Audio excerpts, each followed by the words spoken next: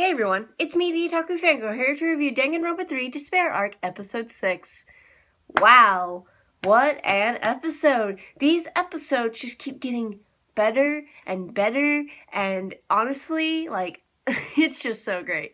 But, this episode, well then, Izuru Kamakura. Welcome! Finally, he's actually animated. Actually, no, he was animated in Ultra Despair Girls, but finally we get to see him animated more. So, yes, Hajime has now become Izuru, and now he possesses ultimate talent. Like he can do literally anything. Anything he sets his mind to, he can just do it. I suppose that's what they're basically implying. So that's something.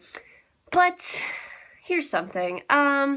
Juzo Sakakura, the boxer dude, I think was he the boxer? I think he was the boxer dude, but the security guard guy, the guy with the green hair and the pink eyes, yeah, that guy. He's not jerk of the week anymore. I feel bad for this guy. I really do, because we found out in this episode that he has feelings for Chisa, and that made me go, aw. And he knows that he can never, win her over because she's so in love with Kyosuke Monokata.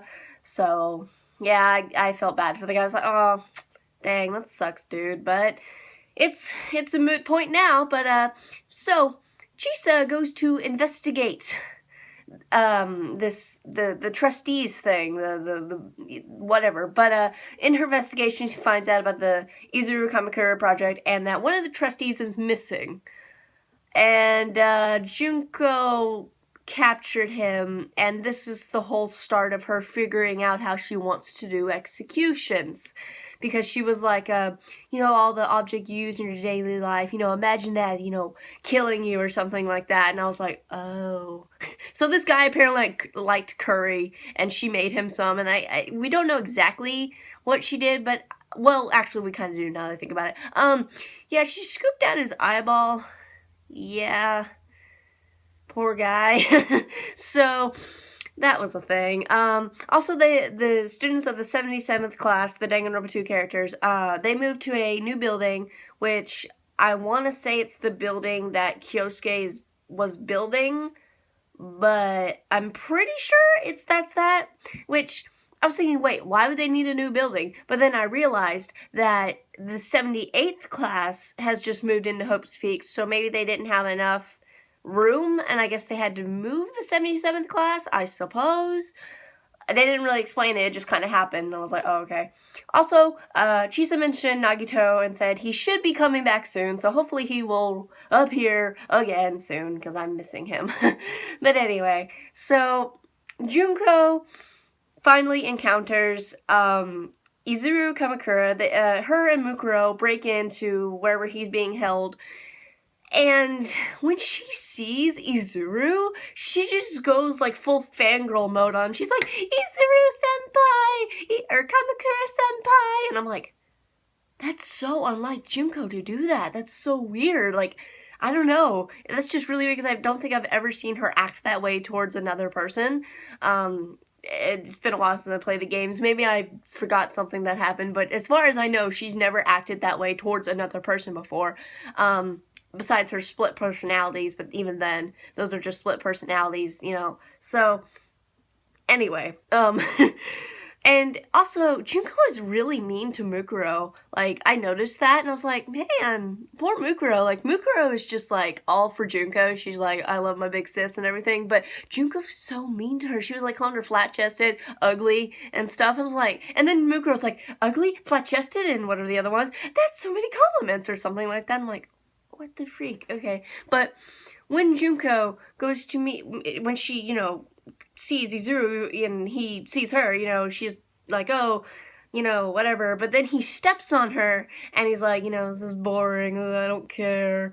And she's, explaining her ideals of hope and despair and why despair is better and all that stuff. And I'm like, okay. And at the end, Izuru just does not give a flip. He is like, he legit just kicks her in the face, in the head, and is just like, whatever. And Mukuro's like, Junko! And, So then he tells Mukuro, you know, when she wakes up, tell her this and stuff. And I'm like, I'll be waiting for you or something like that. I'm like, what the? Okay. And so Junko is like, yay! Senpai noticed me! And I'm like, I mean, that's basically what she's like at this point in time. And I'm like, what? Okay. So Senpai noticed you. Woohoo. But yeah, I never thought about that Izuru or Hajime would be Junko's senpai. I never thought about that until, you know, she was like, senpai! I was like, oh yeah, he is her senpai, which was kind of funny. So yeah, and at the end of the episode, we have Ryota Mitarai, the ultimate animator, come in to go to the hospital because apparently he's going to the hospital now to get regular checkups, you know, make sure he's doing okay. And he runs into Junko. And at this point, like, she was hugging him, and like, oh my gosh, like, she was so excited, and I'm like, why is she so excited? But then I thought about it, and I said, oh, maybe she's figured out her plan to do the Remnants of Despair thing. That's great, and Ryota's the first to go. Poor guy. It was kind of funny, though, that whole scene. Like, I was laughing, but then after the episode ended, I was like, wait a second. Oh, that's not good. I mean, I knew it wasn't good that they meet up, but it was still just kind of a funny scene. So yeah, overall, this episode was amazing. I loved this episode. It's setting up for what's gonna be just such a great, like, I don't know, end, I guess, in a way, for this prequel anime to Danganronpa 2, which is the end of that. Well, I mean, technically, it's also kind of a prequel to the first game. Anyway, I'm just kind of going over this in my mind. But, oh man, though, this setup, I really enjoy it. Also, they changed the opening, well, they didn't change the opening song, but they changed the animation. The colors are now, like, different to where all the characters have red eyes. So, you know, the signal, the despair, and the remnants of despair, except for Chiaki. Chiaki is the only one who didn't have red eyes, and she smiled, and I was like, protect her. The poor girl. But what did you guys think of this episode? I very much enjoyed it. It was so amazing, and I'm ready for the next episode of the Future Arc. Just great, great, great stuff happened in this episode, and great stuff is probably going to happen in the next episode.